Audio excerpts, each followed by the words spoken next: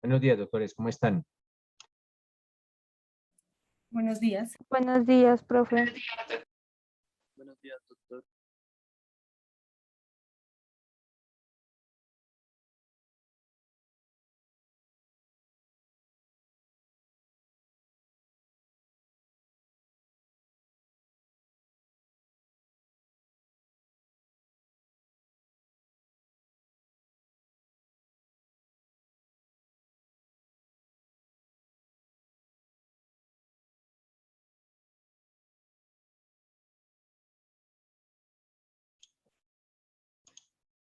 Bueno, ¿qué fue lo último que vimos ayer, doctores? Vimos cómo terminaba la dosificación punitiva y vimos dos beneficios, básicamente la suspensión condicional de la pena y la prisión domiciliaria, ¿cierto?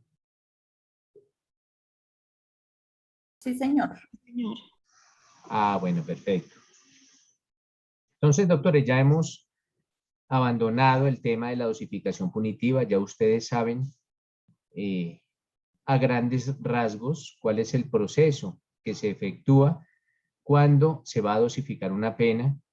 Inicialmente establecer mínimos y máximos, y una vez se han establecido, pues dividir ese ámbito de movilidad o este ámbito en 4 cuartos, uno mínimo, 2 medios, 1 máximo, y con base en circunstancias de mayor y menor punibilidad del artículo 55 y 58 de nuestro Código Penal, pues el juez o el sentenciador, como lo llama el código, pues impondrá ya la pena específica para ese caso.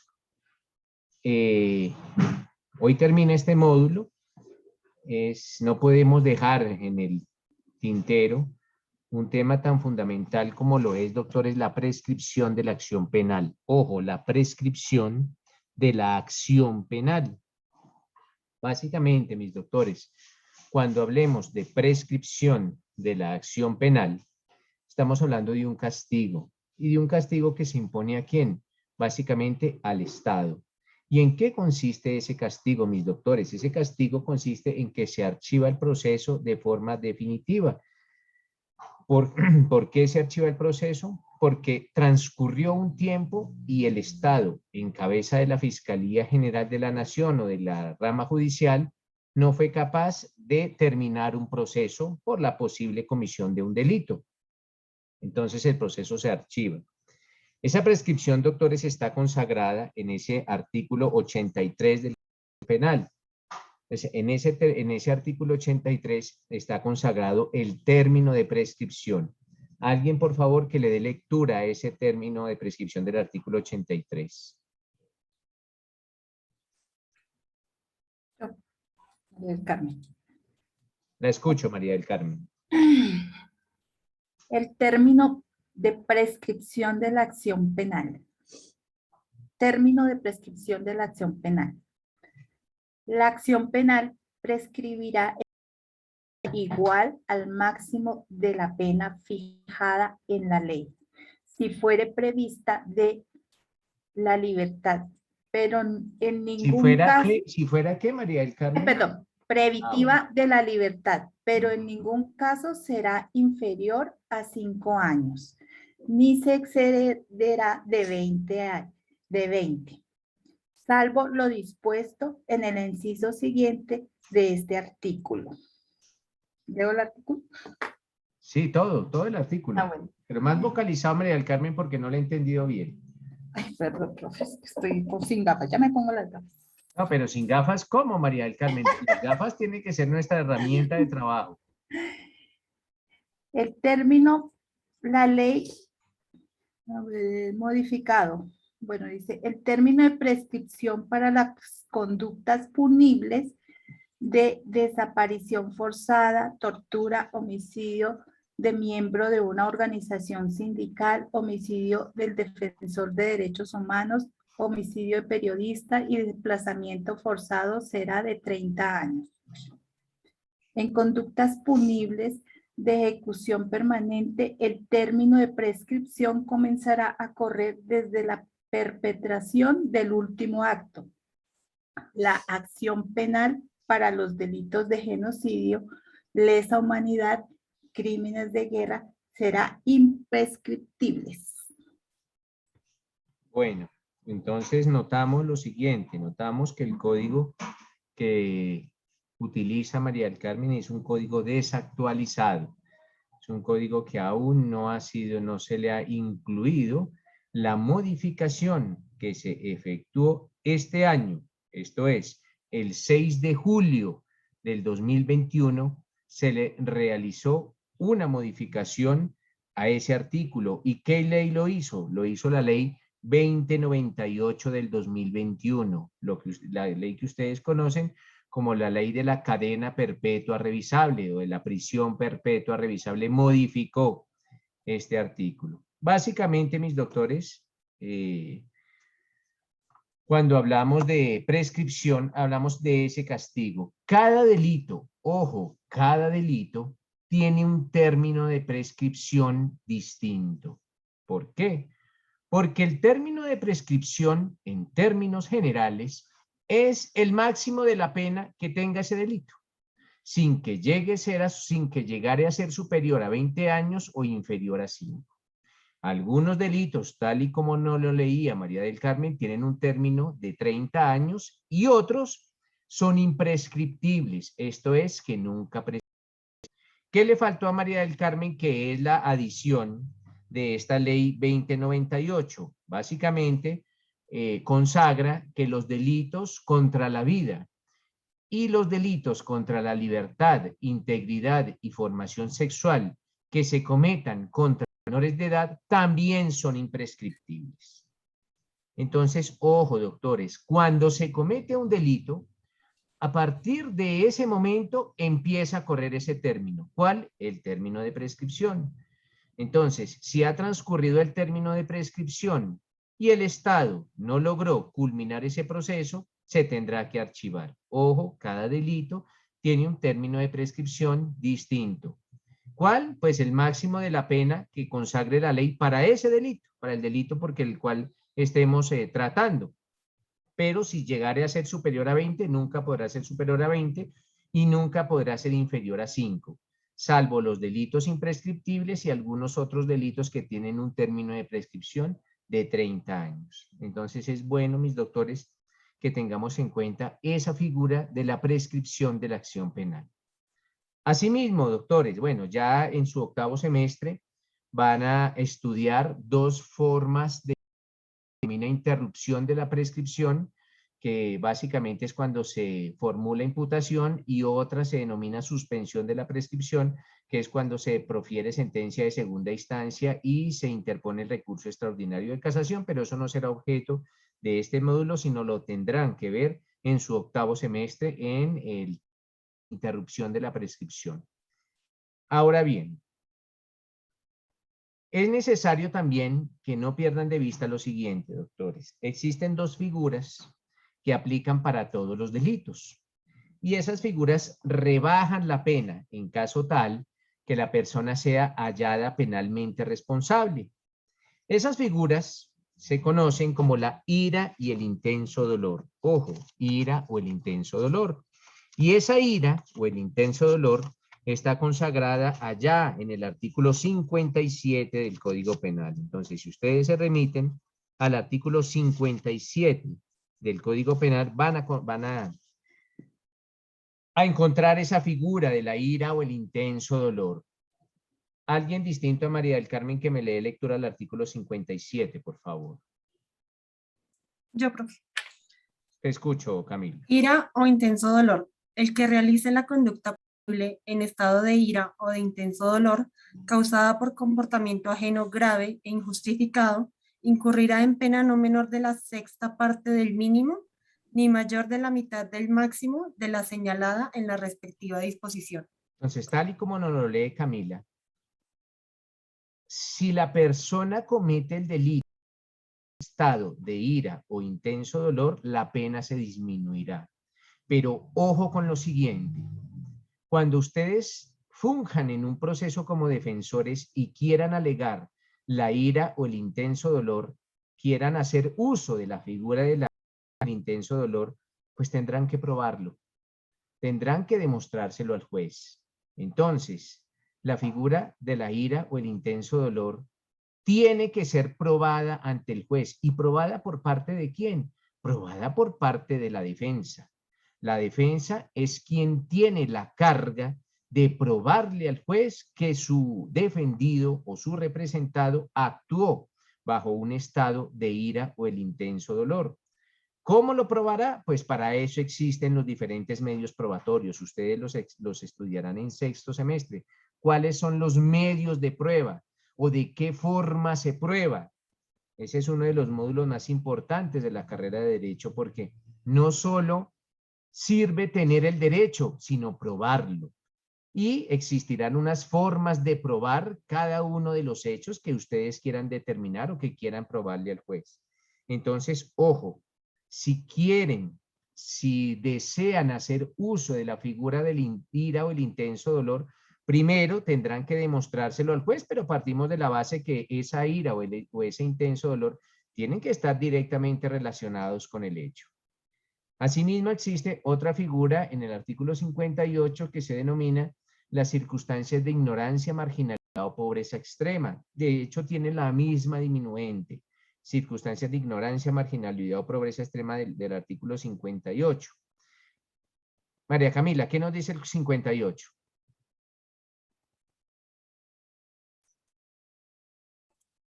Profe, María o Camila. Camila Suárez González. Es que bueno, yo le puse María, pero es Camila Suárez González.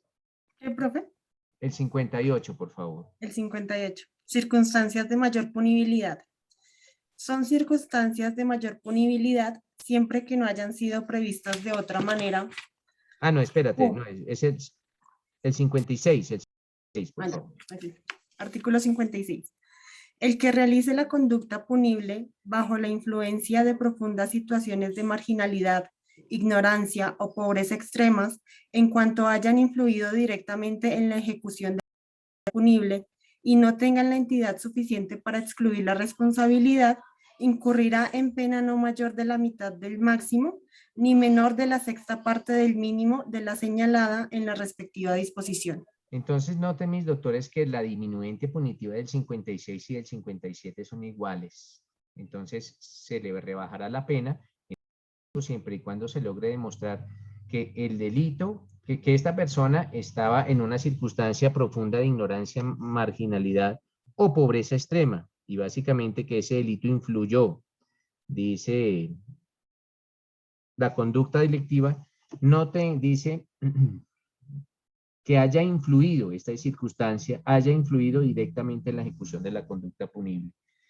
Entonces, también será carga argumentativa, también será obligación de la defensa probarle al señor juez que su representado obró bajo estas circunstancias de ignorancia, marginalidad o pobreza extrema. Eso era necesario que lo tuvieran en cuenta. Lecturas para... En este módulo no tuvimos les decía a mis doctores que muchos de los artículos del Código Penal fueron modificados por la ley que se denomina la de la prisión perpetua o la cadena perpetua revisable. Sin embargo, yo tanto al grupo de WhatsApp como a la plataforma el día de hoy subo esa ley para que la conozcan, la lean. Es una ley reciente y modificó muchísimos artículos de nuestro Código Penal. Lecturas que les aconseje. Para cultura general, acuérdense, doctores, que el abogado que no lee cada día es menos abogado. 2 libritos. El primero se llama Vigilar y Castigar. Es un libro que en este módulo se debió haber leído, sin embargo, por la premura del tiempo y por lo corto del módulo, pues no tuvimos la oportunidad de hacerlo. Michel Foucault, Vigilar y Castigar, primer libro. Y segundo, de los delitos y de las penas de César Beccaria. Son libros baratos, y son libros que tienen que leer, esto no es de que si quieren, tienen que leerlos. ¿Por qué? Porque un abogado que no haya leído esos libros no es abogado, partamos de esa base, no es abogado, indistintamente que le guste o no le guste el derecho penal, no es ningún abogado. Son libros que es como el derecho romano de Eugenio Petit, es un libro que obligatoriamente tenemos que leer como abogados, así no nos guste el derecho o el libro de procesal penal del doctor López Blanco, del Externado. Son libros que siempre tenemos que, y en nuestra biblioteca tendrán que estar esos libros. Luis, lo escucho. Doctor, muy buenos días. Qué pena, Doc. ¿Me puede repetir nuevamente el primer libro? Vigilar y Castigar, de Michel Foucault. Gracias, Doc. ¿Y el segundo, profe? De los delitos y de las penas de César Beccaria. Esos 2 libros, bueno, hay 1000 libros, pero por lo menos que se lean esos 2. Son tan largos, son amenos y son libros que se debieron haber leído en este módulo de Derecho Penal. Sin embargo, les repito, nos quedó el 70% del tema de este curso por ver.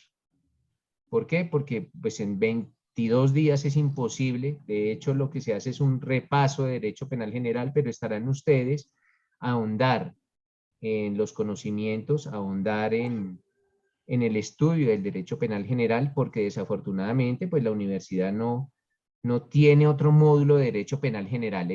Ya no van a estudiar más Derecho Penal General, los módulos que vienen será Derecho Penal Especial, Derecho Procesal Penal y las prácticas.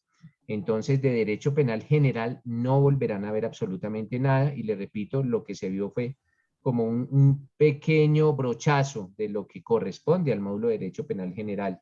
En otras universidades se estudia básicamente entre 1 y 2 años nuestro Derecho Penal General. Pero aquí, pues, por la misma dinámica de la universidad, pues, solo se ven algunas particularidades. Wilson. Profe, ¿algún título o algún tema que su merced nos recomiende como para repasarlo también, que esté dentro de Cualquier libro de Derecho Penal General, el del doctor Velázquez, el del doctor Reyes Echandía, el del doctor Yesid Ramírez, el del doctor Yesid Viveros. Son libros de Derecho Penal General muy ilustrativos. Hay unos más densos que otros, pero pues, y son ya tratados, son libros bastante amplios, pero sí pueden ampliar esos conocimientos o por lo menos profundizarlos. Con relación a este módulo, doctores, me gustó este curso, espero.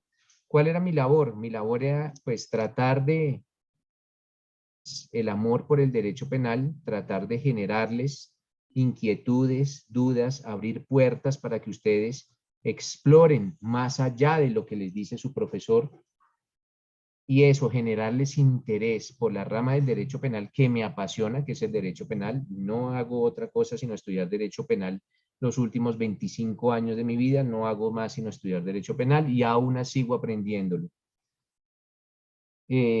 Con relación a las escuelas, ya miré los trabajos, no vamos a hacer ninguna clase de exposición. Básicamente lo de las exposiciones lo hice. Eso fue un ardid, como dirían ustedes cuando estén estudiando el artículo 246 del Código Penal. Eso fue un ardid, ¿para qué? Para que estudiaran. Básicamente, si yo no los amenazo, los alumnos no estudian, y lo digo por experiencia. Aquí, desafortunadamente, jugamos con la amenaza de la nota. Respecto a la nota, doctores, que desafortunadamente ustedes también están pendientes de su nota, yo soy de la postura que un número no representa si un alumno sabe o no sabe, o si una persona sabe o no sabe de una determinada materia. Un número no representa eso, doctores. Y la vida se encargará a ustedes de calificarlos, no yo, la vida. La vida los calificará. Ustedes sabrán si son buenos o si son mediocres. Ustedes lo saben, no yo. Yo no soy quien para decirlos. De pronto ustedes me engañan o qué sé yo, se conectan, pero la vida se encargará de darle a cada quien lo que merece. Y algunos, ojalá bueno, que nos vayamos a volver a ver con toda seguridad, nos vamos a volver a ver. Ojalá para ustedes no en los módulos que siguen, pero sí en la vida profesional nos vamos a ver con toda seguridad. Yo trabajo en el Complejo Judicial de Palo Quemado. Cualquier cosa, cuenten con una persona que les puede brindar una ayuda, una orientación. Cuenten con una persona, un amigo más en el punto de vista jurídico. Espero que les haya gustado este módulo. La nota para todo el curso es de 4.5. Esa es la nota para todo el curso. No soy muy matemático por las notas. Y no más, doctores. ¿Qué me dice Caterín Cadena? Doctor, buen día. Quería preguntarte si los otros módulos de Derecho Penal también son dictados por usted. Pues, Caterín, lo que pasa es que yo trabajo en la rama judicial y ahorita tengo esta facilidad por lo de la virtualidad. Una vez empecemos la presencialidad, ya va a ser imposible dictar de día. Acudiré a la universidad en la noche, pero en la medida de lo posible que yo siga con la virtualidad o que en la rama judicial continúe con la virtualidad, seguiré en la universidad de día. Si no, pues me tocará, pues como venía haciéndolo durante los últimos 6 años, que es en la noche. Vale. Perfecto, Joymer. gracias. Vale. Joymer. Bueno, buenos días, profe. Pues la verdad estaba esperando mucho rato para poderle hacer a usted esta pregunta porque pues desde que empecé a ver este curso con usted pues me ha apasionado mucho el tema del derecho penal y pues me ha surgido una duda. Quiero que pues ya que se está finalizando el curso y de pronto no se pudo abarcar completamente este tema, de pronto usted me la pudiera resolver. Y es referente a la cuestión de la calidad de los servidores públicos. Sí, resulta Joymer, que... creo que se desconectó el profe. No, yo estoy en clase. Ah, perdón. Cuénteme, Ok. Joymer. Bueno, profe, entonces resulta que, digamos, a manera de ejemplo, digamos, hablamos del artículo 410 del Código Penal que habla del delito de contratos sin cumplimiento de requisitos legales. Empieza diciendo que el servidor público que por el ejercicio de sus funciones, quiere decir que este delito solamente se le puede ser imputado a un servidor público, ¿correcto? Sí, correcto. Ahora, cuando se habla de contratos sin cumplimiento de requisitos legales, regularmente hablamos de una parte contractual, es decir, vamos a vincular en este caso a un particular que es contratista. Ajá. ¿Sí? Sí. El contratista, bajo el concepto 771 del Departamento de la Función Pública, un contratista siempre sigue siendo contratista, es decir, no actúa como servidor público No, pero Joymer, bajo eso ciertas ya está circunstancias. revaluado, eso ya está revaluado, Joymer. Eso lo revaluó el Consejo de Estado y la misma Corte Suprema de Justicia en su sala de casación penal ya revaluó el concepto. Eso de pronto sí para aspectos contractuales, pero en lo que tiene que ver con aspectos penales, el contratista es un servidor público. Ah, ok, bueno, pues ¿y eso en qué momento se revaluó, profe? Porque este No, concepto la es del jurisprudencia es 2016. quieta y pacífica la jurisprudencia. Hay una línea jurisprudencial de la Corte de la Sala de Casación Penal, de hecho en casi todos los delitos de contratación estatal, en los que ya se ha estipulado que el contratista está incurso en el 20 del Código Penal. Ah, exacto, sí, pues es que eso fue lo que yo leí también en ese concepto, que dice que incluso dice que desde la entrada en vigencia 93 para efectos penales, contratista, interventor, consultor y asesor en un proceso de contratación estatal cumple funciones públicas. Eso lo dice este concepto.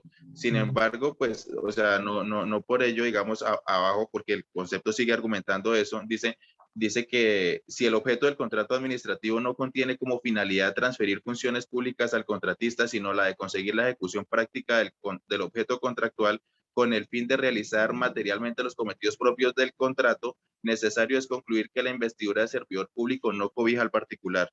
Así concluye. Aunque yo, algo que yo les dije, cada caso es completamente distinto. En algunos casos de contratación pública se tendrá al contratista como servidor público, en otros no. Hay muy buenos libros de contratación. El doctor Iván Cancino lo hace de una forma muy buena. Miremos casos de Iván. Iván es bueno para defender contratación. Y pues ya mirará, cada caso tendrá una especial particularidad. ¿Listo, Joymar? Ok, o sea que, profe, digamos lo que usted me dice es que Analicemos si se defiende, el contrato, si se analiza bien y con base en el el contrato y contrato la se finalidad del establecerá mismo. si el contratista está en el 20 o no está en el 20. Ah, ok, o sea que sí existe la posibilidad de que no esté. Claro que existe la posibilidad. Ok, vale, profe, muchas gracias. Listo. Pilar, Profe, muy buen día. ¿qué más, Pilar? Bien, ¿Ya le profe. llegó el código, Pilar? ¿Le llegó el código? Sí. No, profe, estoy por acá lejos, entonces no he ido a Sí, Bogotá, claro. pero Es que aquí hay vagues ni que se sí, ya hubiesen lo ido pedí. caminando, ni que No, se no se hubiesen ido caminando a llevarle su código, Pilar. Profe, agradecerle profundamente su enseñanza, agradecerle profundamente la forma de dar cátedra. Excelente, profe, excelente. Y quiera Dios, de verdad, profe, por el bien de este grupo, que personas como usted nos den cátedra. Que personas como usted, independientemente de cualquier cosa, quiera brindar el conocimiento y entregar ese conocimiento. Y se lo agradezco profundamente de corazón, de verdad, profe. Y yo sé que porque yo soy yo sí demando harto, profe, yo he demandado mucho, pero me da mucha tristeza la justicia. Jamás llega. O sea, uno siempre espera y nunca va a llegar. Y ya uno dice, no, ya no resta nada más que hacer, pero por eso es bonito como conocerla y decir, bueno, ¿y por qué no actúan? ¿Y por qué no hacen las cosas? Pero gracias a usted, profe, de verdad, de corazón, ojalá me siga impartiendo cátedra. De corazón. Gracias, muy amable. Carolina. Bueno, profe, buenos días. Yo quería agradecerle porque, pues, iniciando la carrera, siempre mis compañeros o conocidos que tengo que son abogados, no les gusta el derecho penal y me tenían como atemorizada de ese tema. Y pues, no sé, gracias a la vida porque por usted que llegó a esta materia y la forma que explica es excelente, me voy con mucho conocimiento, ojalá me lo vuelva a encontrar en las próximas materias de penal porque es muy enriquecedora su clase. Le agradezco mucho por su pedagogía y pues me fui súper con buenas bases. Listo, aunque nos faltó mucho, pero igual esto ya va en nosotros. Sí, claro que sí, César Augusto. Muchas gracias. Vale. Profesor, muy buenos días. Buenos días, César. Gracias. Agradecerle por sus enseñanzas. Aunque no lo crea, aprendí mucho.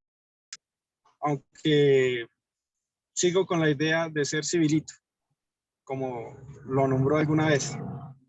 De nuevo reitero mi gratitud para usted por sus enseñanzas. Maneja una cátedra muy especial, se da a entender, porque el derecho penal requiere ese carisma que usted maneja. Muchas gracias, profesor, por sus enseñanzas. Gracias a usted, César. Edward.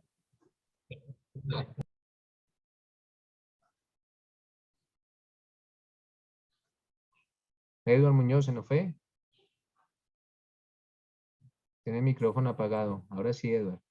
Gracias, doctor, muy amable. Bueno, ya los compañeros lo han dicho todo, pero pues quería agradecerle y ojalá poder verlo en la jornada nocturna. Muy buena su clase, la verdad no es por alardear, pero pues excelente su forma de explicar con ejemplos, se entiende mucho. Qué pena hasta que se... Tranquilo. Pero aprendí, la verdad, yo sí aprendí bastante y pues lo que el profesor decía, le crea como esa inquietud de uno buscar, de como dicen por ahí, de los amigos, como ratón, buscar hasta donde más pueda uno investigar. Pero muy buena su clase, felicitarlo y pues ojalá pase para la nocturna, doctor. Esperemos a ver, gracias, Edward. Catherine. No se vaya, profe, no se vaya. Bueno, doctor, es que hay un tema que pues digamos que no me quedó muy claro y creo que es el momento de resolverlo antes de que se vaya. Sobre un caso que leí de un niño que pues sufrió un abuso sexual por parte de un perro. El señor, el dueño del perro, lo que hizo fue bajarle como tal los pantaloncillos al niño e hizo que el perro lo penetrara. Y al momento en que se sintió descubierto, pues arrancó y pues el perro rasgó al niño. Entonces no me quedó claro en el tema de qué autor, digamos, cómo participó él, porque no supe si era autor directo o autor mediato, porque Es pues autor mediato, digamos en el autor mediato. Pero entonces tú nos explicabas que utilizaba una persona, entonces no sabías si el perro claro, también podría, o será cosificado.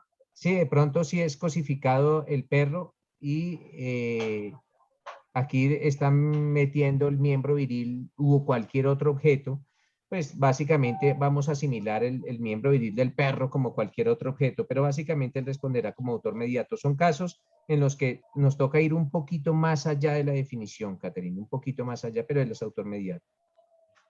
Ah, perfecto, listo, gracias, doctor. Vale, listo. De verdad, muchísimas gracias por la cátedra, también aprendí muchísimo. Listo, muy Jessica. Bien. Profe, buenos días, compañeros. Profe, pues en sí quiero agradecerle por compartir sus conocimientos con nosotros. Fue muy enriquecedor y pues tengo que decir desafortunadamente que es uno de los pocos maestros en lo que llevo de mi carrera que se lo entregan a uno es la verdad, las cosas es masticaditas. Si a uno no le entra ya es porque uno ya no quiere o no le pone interés.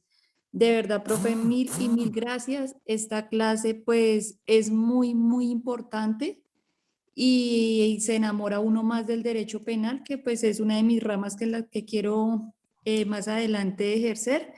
Y profe, nada, muchas gracias por todo y perdonen las cosas Perdón, ustedes negativas. perdónenme. Listo, gracias, Jessica. Alfonso.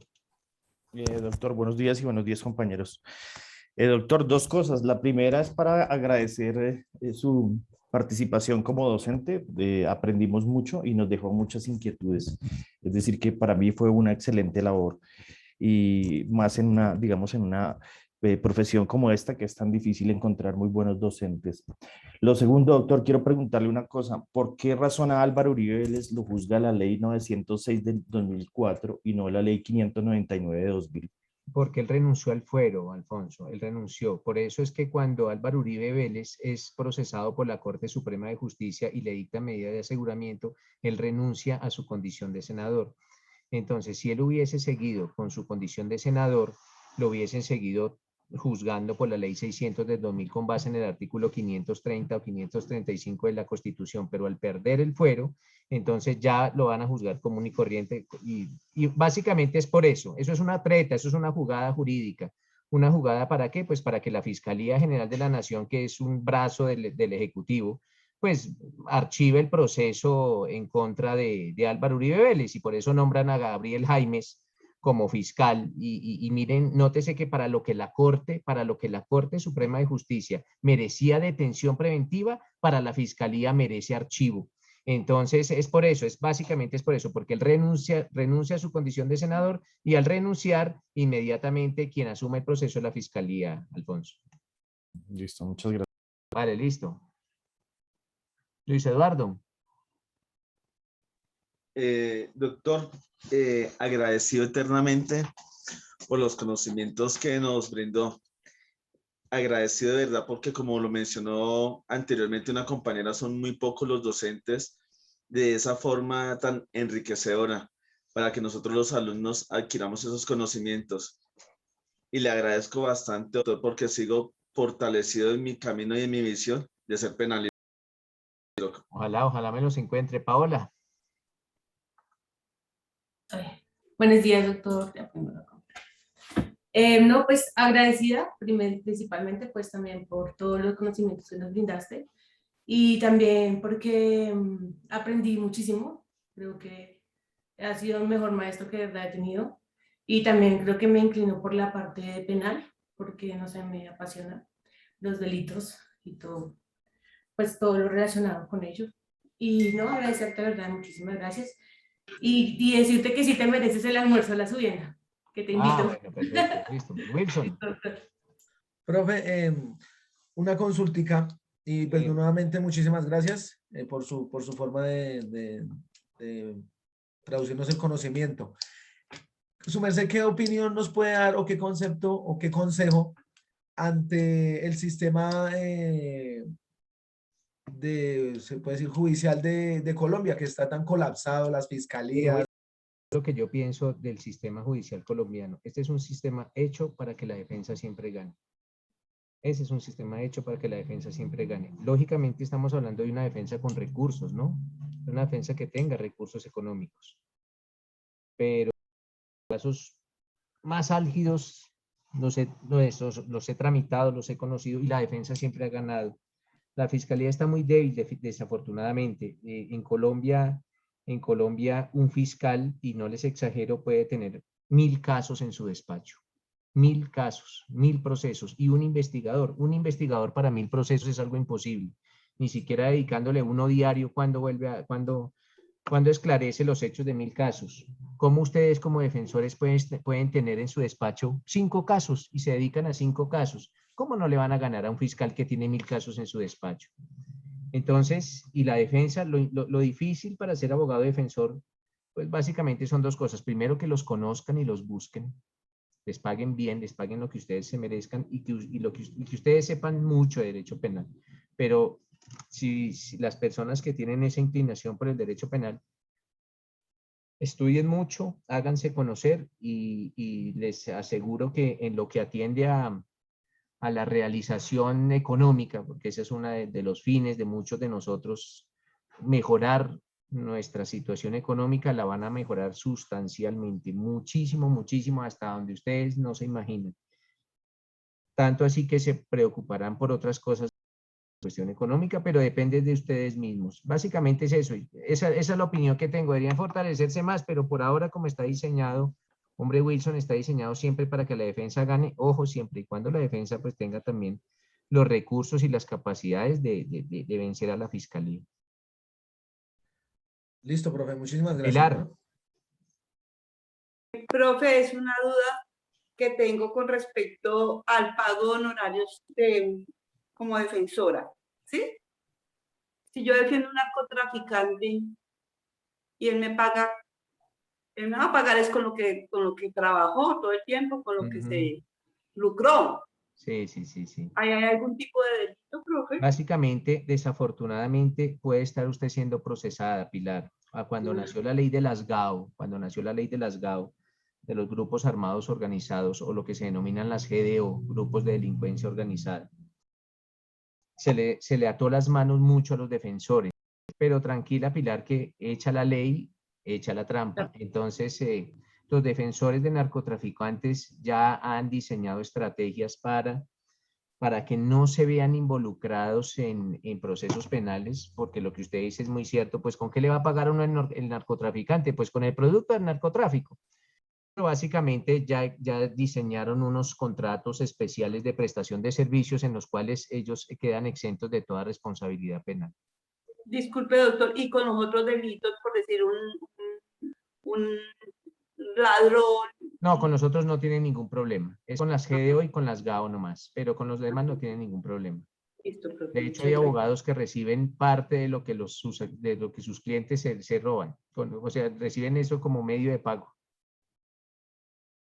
Listo. Bueno, mis doctores, muchas gracias. Dejamos ahí. Espero verlos nuevamente y gracias por su atención y disculpen por ahí lo malo. Les ofrezco disculpas también. Muchas gracias. Dios lo bendiga, profe. Dios lo bendiga. Muchas gracias, Gracias. doctor. Muy Gracias, amable. doctor, que esté muy bien. Gracias, hasta luego. Hasta luego, profe. Gracias. Gracias, profe. Gracias. Profe, lo amo. Gracias, hasta luego, yo también lo amo. ¿Y el aplauso para cuándo? Ah. De una vez. ¡Bravo! Gracias,